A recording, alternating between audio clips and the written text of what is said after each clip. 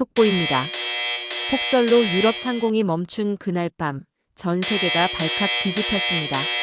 모든 공항이 손을 뗀 상황에서 한 장의 보고서가 유럽 항공업계를 뒤흔들었습니다. 장거리 국제선이 선택한 마지막 공항은 예상 밖의 이름, 대한민국 인천공항. 그 비행기에 타고 있던 인물은 승무원이 아닌 사고가 나면 가장 먼저 기록을 남기는 네덜란드 국적항공안전감사관이었습니다. 착륙 후 그녀가 남긴 단 한 문장. 안전의 기준이 바뀌었다. 수많은 공항 중에 왜 인천이었을까요? 폭설 속에서 무엇을 목격했기에 그녀는 단 1분 만에 무너졌을까요? 지금 그날 밤의 기록을 공개합니다. 그 전에 구독과 좋아요 버튼을 눌러주시면 영상 제작에 큰 힘이 됩니다. 그리고 댓글에 한국 최고라고 남겨주세요. 지금 어디서 듣고 계신지도 함께 남겨주시면 감사하겠습니다. 감동 사연 바로 시작하겠습니다. 저는 항공안전감사관입니다. 18년째 이 일을 하고 있어요. 항공기 안에 있지만 승객도 승무원도 아닙니다. 제 자리는 언제나 조금 다른 곳에 있어요. 객실 뒤편 보조석, 가끔은 조종실 바로 뒤 옵저버 시트. 사람들이 안전벨트를 푸는 순간에도 저는 노트를 펼쳐둔 채로 있습니다.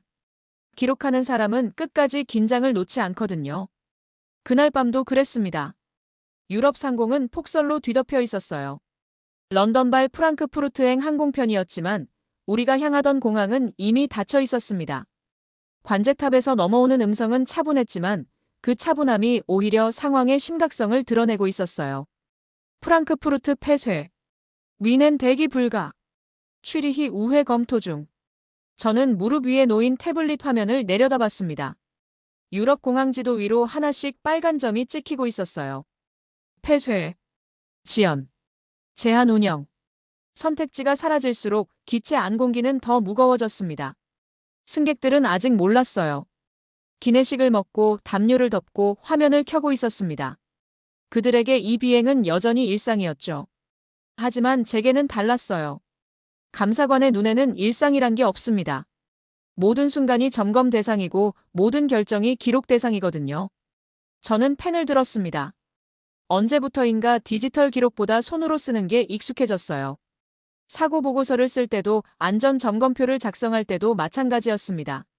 종이 위에 남는 피랍이 제게는 일종의 증거처럼 느껴졌거든요. 그때 기장실에서 통신음이 들렸습니다. 대체 공항 최종 확정. 인천국제공항. 인천. 저는 펜을 멈췄어요. 그 이름은 낯설었습니다. 유럽 노선 감사관으로 일하면서 저는 주로 서유럽과 북미 공항들을 기록해왔거든요. 히드로, 샤를드골, 프랑크푸르트, 스키폴. 검증된 곳들이었죠. 오랜 역사와 명확한 매뉴얼, 수십 년간 쌓인 데이터가 있는 공항들이었습니다. 하지만 인천은 달랐어요.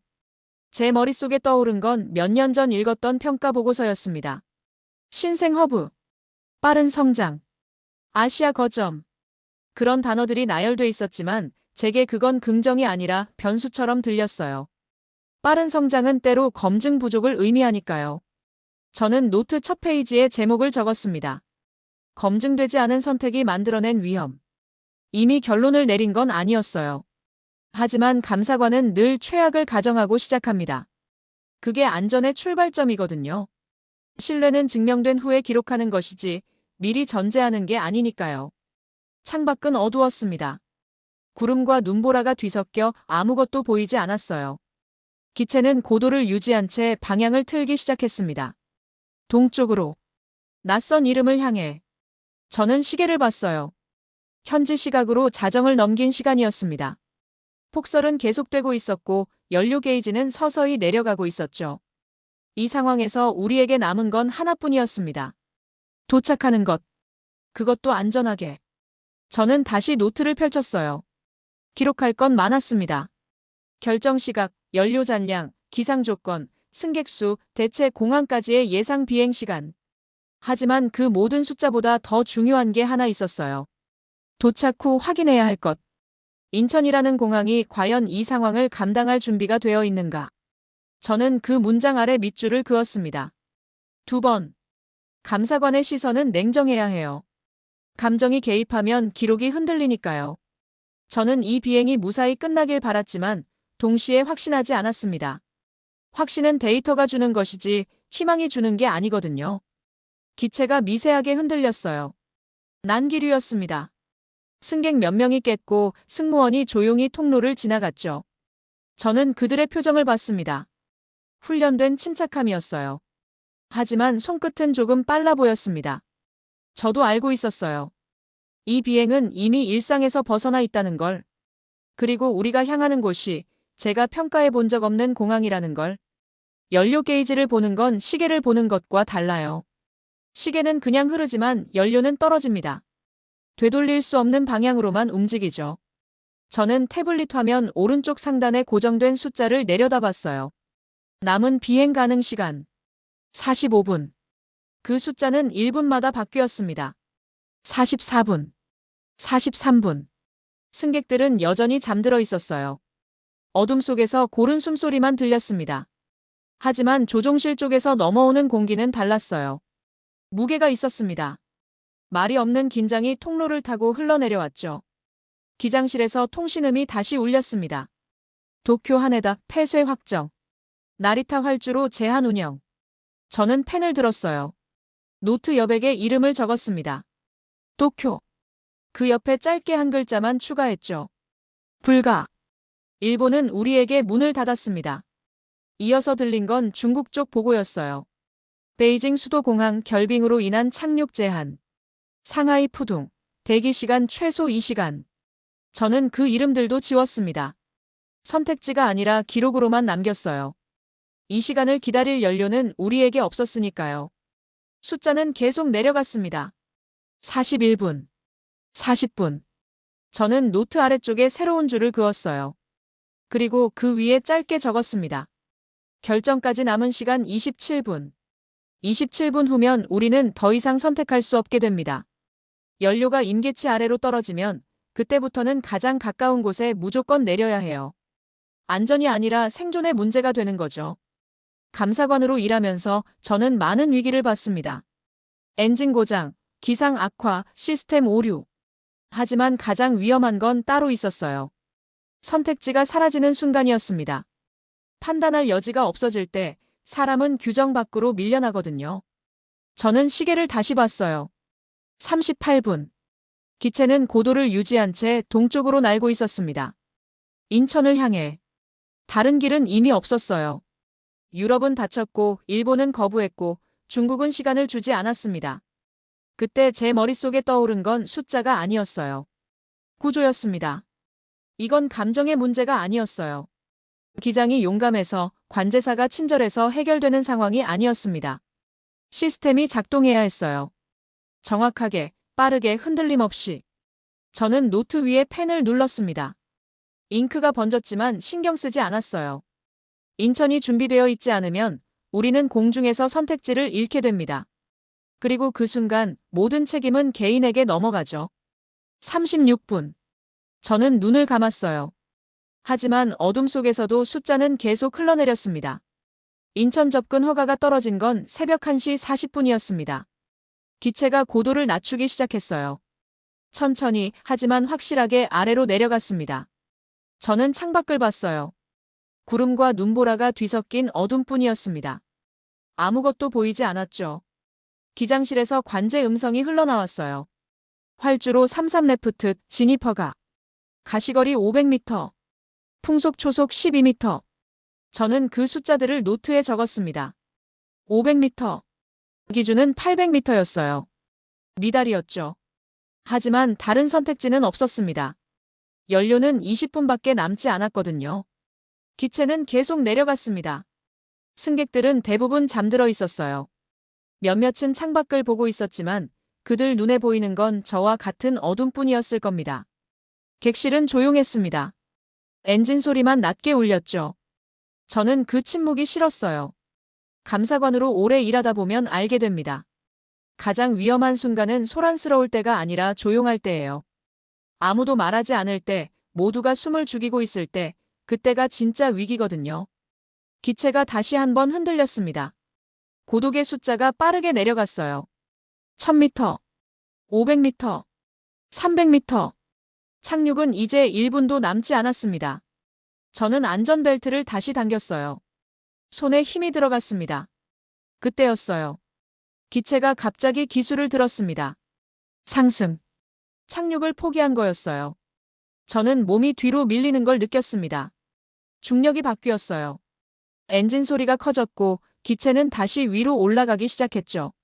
승객 몇 명이 깼습니다. 누군가 작은 소리로 물었어요. 뭐예요? 도착 아니에요? 승무원은 대답하지 않았습니다. 그냥 조용히 통로를 걸어갔어요. 표정은 침착했지만 손끝은 빨랐습니다. 저는 노트에 시간을 적었어요. 첫 번째 접근 실패. 1시 47분. 가시거리 미달이었습니다. 기장은 규정을 지켰어요. 착륙 기준에 미달하면 재시도를 해야 하니까요. 하지만 저는 알고 있었습니다. 두 번째 실패는 사고로 기록된다는 걸. 항공 안전 매뉴얼에는 명확하게 나와 있어요. 착륙 시도는 최대 2번까지 허용됩니다. 세 번째부터는 비상 상황으로 전환되죠. 그리고 그 순간부터 모든 결정은 개인의 판단에 맡겨집니다. 규정이 아니라 직감으로 움직이게 되는 거예요. 기체는 다시 상승하고 있었습니다. 저는 창밖을 봤어요. 여전히 아무것도 보이지 않았습니다. 눈보라는 계속되고 있었고 구름은 두꺼웠죠. 인천은 어딘가 아래에 있었지만 우리 눈에는 닿지 않았어요. 그때 기장실에서 새로운 음성이 들렸습니다. 인천 관제탑에서 통보합니다. 활주로 재빙 완료. 비상팀 대기 중. 33 레프트 대신 33 라이트로 변경 가능합니다. 저는 펜을 멈췄어요. 재빙 완료. 우리가 첫 접근을 시도한 지 채 5분도 지나지 않았습니다. 그 짧은 시간 안에 활주로를 다시 정리했다는 거였어요. 유럽 기준으로는 불가능한 속도였습니다. 저는 노트에 그 문장을 그대로 옮겨 적었어요. 재빙 완료. 비상팀 대기. 하지만 펜을 놓지 않았습니다. 오히려 불안이 올라왔거든요. 5분.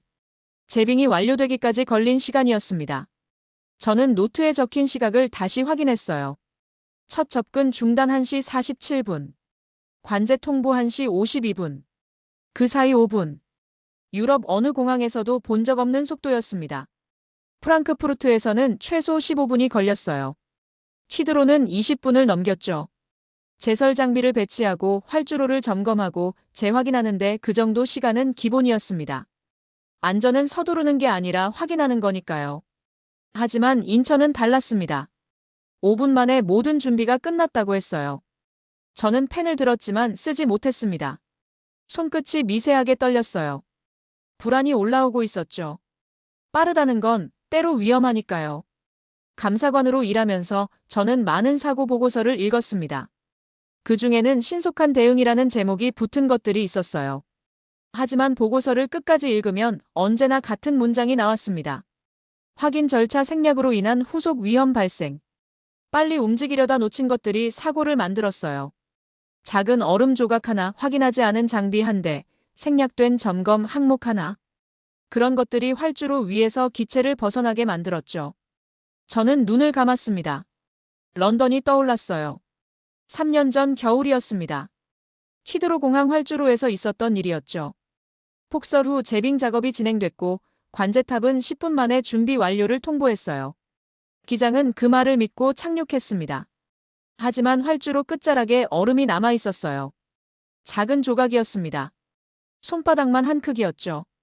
하지만 그게 바퀴와 맞닿는 순간 기체는 중심을 잃었어요.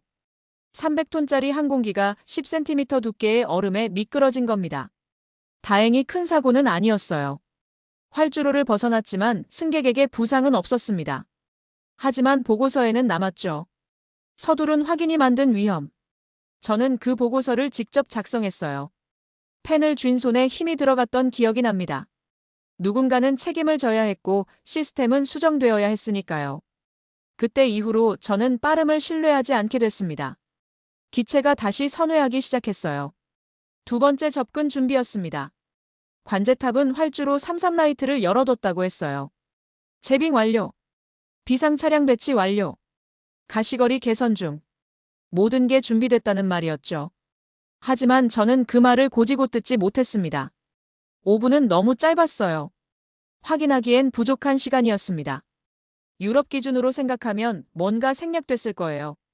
점검 항목을 건너뛰었거나 절차를 단축했거나 아니면 아예 확인하지 않았거나. 저는 노트 여백에 짧게 적었습니다. 5분 검증 필요. 그 글자 위에 동그라미를 그었어요. 2번. 착륙 후 반드시 확인해야 할 사항이었습니다. 인천이 어떻게 그 시간 안에 준비를 끝냈는지, 생략된 절차는 없었는지, 안전은 보장됐는지. 기체는 계속 내려가고 있었어요. 연료는 15분 남았습니다. 이번이 마지막 기회였죠. 저는 창밖을 봤어요. 여전히 어둠뿐이었습니다. 그 어둠 아래 어딘가에 5분 만에 준비를 끝냈다는 활주로가 있었어요. 저는 숨을 깊게 들이쉬었습니다. 두 번째 접근이 시작됐습니다.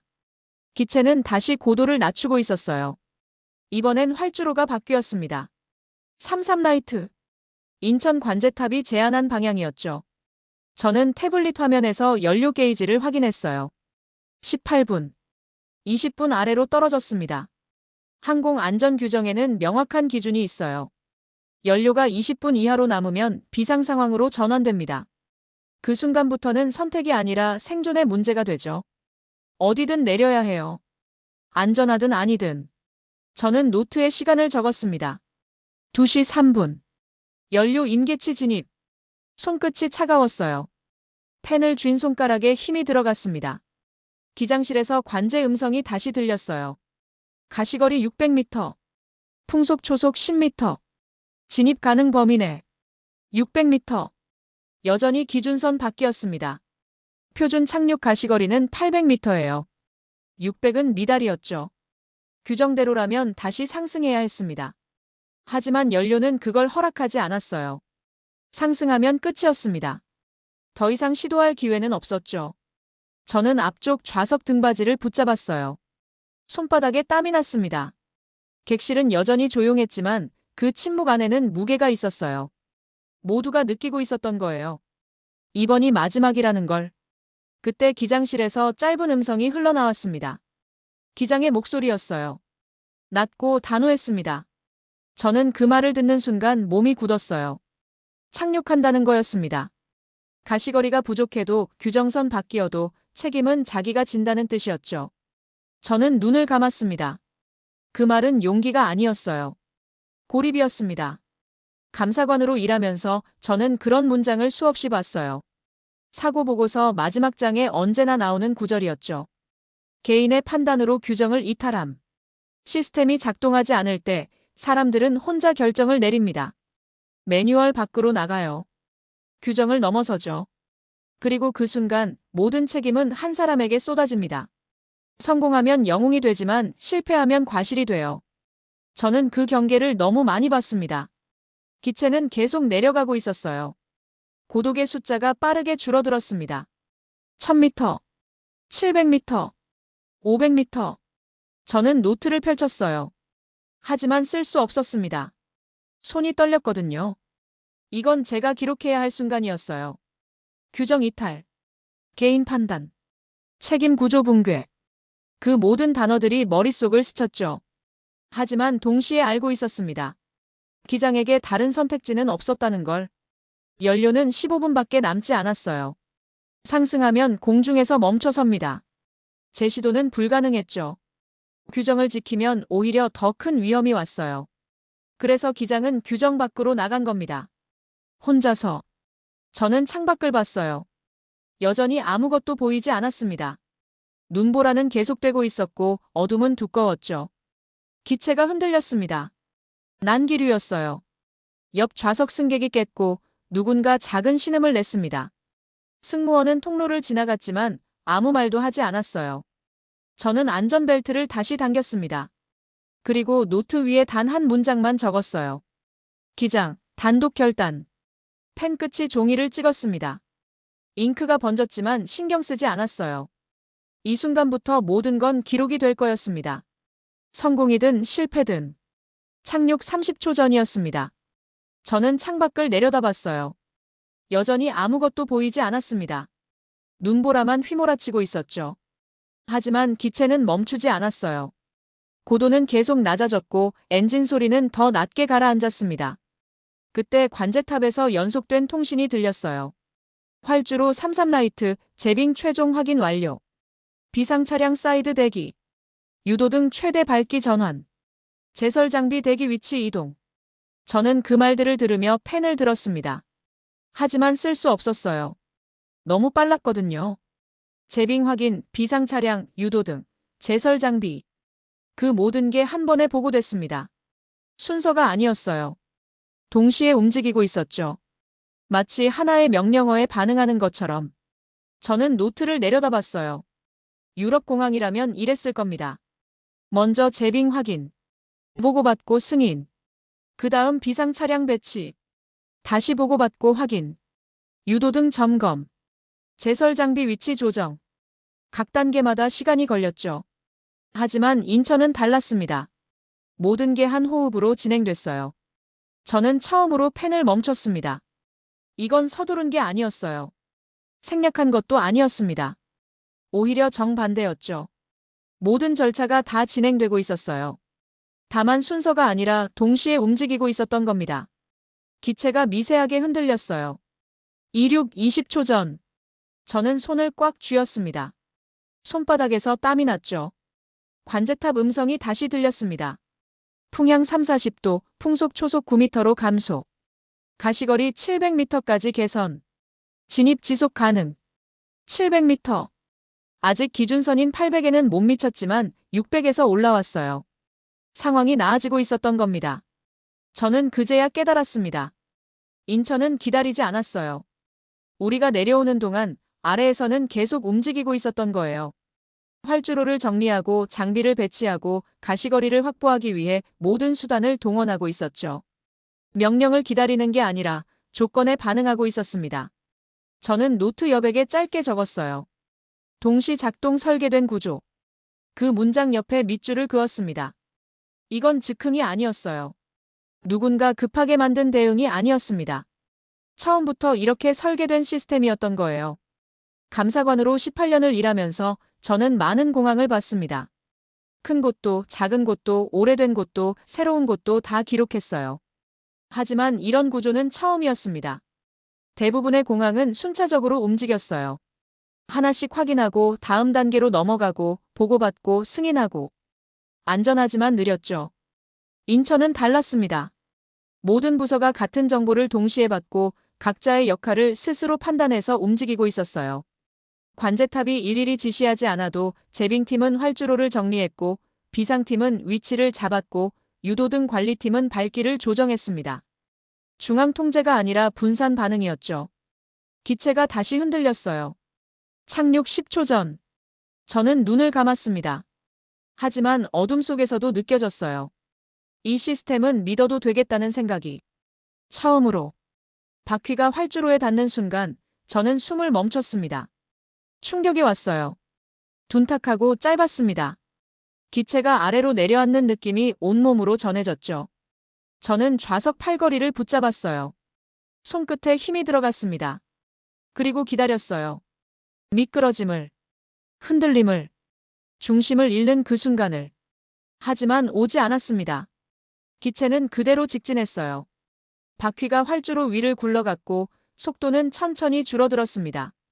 엔진 역추진 소리가 크게 울렸지만 그 소리조차 안정적이었어요. 흔들림은 없었습니다. 이탈도 없었죠. 저는 창밖을 봤어요. 눈보라는 여전했지만 활주로 양쪽으로 불빛이 보였습니다. 유도등이었어요. 일정한 간격으로 늘어선 빛들이 우리를 안내하고 있었죠. 기체는 계속 감속했습니다. 시속 200km에서 100으로, 100에서 50으로. 숫자가 내려갈수록 제 심장도 느려졌어요. 긴장이 풀리고 있었습니다. 저는 노트를 내려다봤어요. 빈칸이었습니다. 기록할 게 없었어요. 문제가 없었거든요. 활주로 이탈도 제동 실패도 타이어 손상도 그 어떤 이상도 발생하지 않았습니다. 안전한 착륙이었어요. 완벽하게. 기체가 멈췄습니다. 엔진 소리가 낮아졌고 객실에 불이 들어왔어요. 승객들이 하나둘 깨어나기 시작했습니다. 누군가 하품을 했고 누군가는 시계를 확인했죠. 그들은 몰랐을 거예요. 방금 우리가 어디를 지나왔는지. 연료가 10분밖에 남지 않았던 것도 가시거리가 기준 이하였던 것도, 기장이 규정 밖에서 결정을 내렸던 것도 아무도 몰랐습니다. 그리고 그게 맞았어요. 승객은 결과만 경험하면 되니까요. 안전하게 도착했다는 것만 알면 됐죠. 저는 펜을 놓았습니다. 감사관으로서 제가 해야 할 일은 기록이에요. 문제를 찾고 원인을 분석하고 책임을 규명하는 거죠. 하지만 지금은 쓸 게 없었습니다. 사고가 없었으니까요. 변명도 필요 없었고 추가 설명도 필요 없었어요. 시스템은 조용히 자기 역할을 끝냈습니다. 관제탑에서 음성이 들렸어요. 게이트 배정 완료. 41번 게이트로 이동 부탁드립니다. 지상 유도 시작합니다. 기체가 다시 움직이기 시작했어요. 천천히 활주로를 벗어나 유도로로 들어갔습니다. 눈 덮인 공항 안쪽으로 나아갔죠. 저는 창밖을 봤습니다. 불빛들이 보였어요. 터미널 건물, 계류장, 정비 경납고 모든 게 움직이고 있었습니다. 제설 차량이 지나갔고 금유 트럭이 대기하고 있었고 지상 요원들이 손을 흔들고 있었어요. 새벽 2시가 넘은 시각이었지만 공항은 깨어 있었습니다. 저는 노트를 덮었어요. 그리고 그 위에 짧게 한 문장만 적었습니다. 기록할 문제 없음. 그 문장 아래 날짜와 시간을 적었어요. 2시 17분. 착륙 완료 시각이었습니다. 저는 태블릿 화면을 껐어요. 연료 게이지도 고도계도 가시거리 수치도 이제 필요 없었습니다. 모든 숫자는 안전 범위 안으로 돌아왔으니까요. 기체가 게이트 앞에 멈춰 섰습니다. 탑승교가 연결되는 소리가 들렸어요. 둔탁하고 확실한 소리였습니다. 도착이었어요. 저는 안전벨트를 풀었습니다. 그리고 그 순간 깨달았어요. 제 보고서는 이미 방향을 바꿨다는 걸. 검증되지 않은 선택이 만들어낸 위험. 그 제목은 더 이상 맞지 않았습니다. 게이트에 도착했을 때 모든 준비는 이미 끝나 있었습니다. 탑승교 밖으로 나서자 직원들이 기다리고 있었어요. 손에는 담요가 들려 있었고 옆에는 안내 데스크가 펼쳐져 있었습니다. 비상 차량도 보였어요. 멀리 대기하고 있었지만 언제든 움직일 준비가 되어 있었죠. 누군가 제게 다가왔습니다. 공항 직원이었어요. 젊은 여성이었는데 손에 태블릿을 들고 있었습니다. 승객분들 중에 불편하신 분 계신가요? 의료진 대기 중입니다. 저는 고개를 저었어요. 괜찮습니다. 모두 무사합니다. 직원은 고개를 끄덕이고 뒤로 물러났습니다. 설명도 자랑도 하지 않았어요. 그냥 조용히 자기 자리로 돌아갔죠. 저는 그 뒷모습을 봤습니다. 그리고 깨달았어요. 이 사람들에게 이건 특별한 일이 아니라는 걸. 터미널 안으로 들어갔습니다. 새벽 2시가 넘은 시각이었지만 불은 환하게 켜져 있었어요. 청소 직원이 바닥을 닦고 있었고 안내데스크 직원이 자리를 지키고 있었고 편의점도 문을 열고 있었습니다. 승객들은 하나둘 흩어졌어요. 짐을 찾으러 가거나 환전소로 향하거나 택시를 부르러 갔죠. 모두 자연스러웠습니다. 누구도 방금 우리가 겪은 일에 대해 말하지 않았어요. 그게 맞았습니다. 시스템이 제대로 작동하면 위기는 경험이 아니라 기록으로만 남으니까요. 저는 벤치에 앉았습니다. 노트를 펼쳤어요. 첫 페이지에 적어뒀던 제목이 보였습니다. 검증되지 않은 선택이 만들어낸 위험. 저는 그 문장을 한참 들여다봤어요. 그리고 펜을 들어 그 위에 줄을 그었습니다. 천천히 또렷하게. 새로운 제목을 적었습니다. 안전은 규모가 아니라 태도에서 완성된다. 18년 동안 저는 큰 공항들만 신뢰했어요. 오래된 곳, 검증된 곳, 데이터가 쌓인 곳. 그게 안전의 기준이라고 믿었죠. 하지만 인천은 달랐습니다. 크지 않아도 오래되지 않아도 안전할 수 있었어요. 중요한 건 규모가 아니라 준비였고, 역사가 아니라 시스템이었고, 명성이 아니라 태도였습니다. 위기가 왔을 때 서두르지 않는 것. 동시에 움직이되 절차를 생략하지 않는 것. 누가 보든 안 보든 똑같이 준비하는 것. 그게 인천이 보여준 안전이었어요. 저는 노트를 덮었습니다. 그리고 가방에 넣었어요. 이 보고서는 본사로 보내질 겁니다. 유럽항공안전위원회에 제출되겠죠. 누군가는 읽을 거예요. 그리고 아마도 놀랄 겁니다. 18년 경력의 감사관이 낯선 공항에 대해 이런 평가를 내렸다는 것에. 창밖을 봤습니다. 눈은 여전히 내리고 있었어요. 하지만 활주로는 깨끗했습니다. 제설 차량이 계속 움직이고 있었거든요. 멈추지 않고 조용히 자기 역할을 하고 있었죠. 그 모습이 오래 남았습니다. 폭설보다 더 깊게. 저는 지금도 그날 밤을 기억합니다. 연료가 10분밖에 남지 않았던 순간, 가시거리가 기준 이하였던 순간, 규정 밖에서 결정을 내려야 했던 순간. 하지만 그 순간들 사이에서 인천은 흔들리지 않았어요. 준비된 시스템은 조용했습니다. 자랑하지 않았고 설명하지 않았고 그냥 작동했어요. 그리고 그게 가장 강한 안전이었습니다. 여러분은 언제 안전을 느끼셨나요? 큰 곳에서였나요? 아니면 준비된 곳에서였나요? 이 이야기가 마음에 닿으셨다면 구독과 좋아요 부탁드립니다.